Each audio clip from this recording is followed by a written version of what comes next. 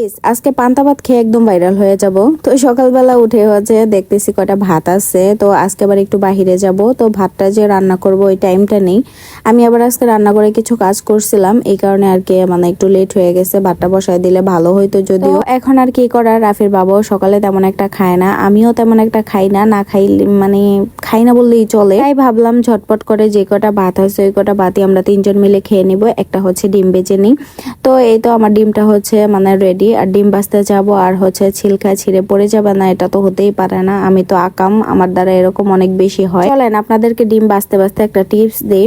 যখন তেলটা অনেক বেশি গরম হয়ে যাবে, মানে ভালো মতো গরম হবে, তখন হচ্ছে ডিমটা দেওয়ার চেষ্টা করবেন।